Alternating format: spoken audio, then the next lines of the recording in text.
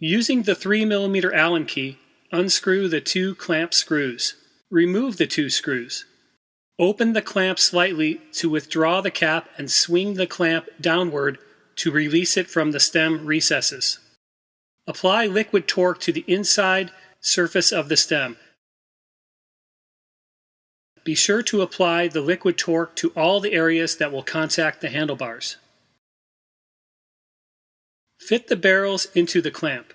Place the barrel with plain holes in the wider end of the clamp, positioning the screw head recesses at the top.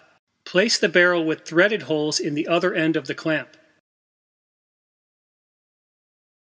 Fit the handlebar to the stem. Position the cap on the handlebar and slot the collar into the stem recesses. Drop an Allen key through the barrels to help you align the screw holes. Lubricate the threads of the 3mm Allen screws and tighten one of the screws slightly while compressing the clamp to close up the barrels.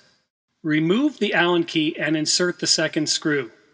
Before tightening, check the clamp to ensure it is not skewed vertically.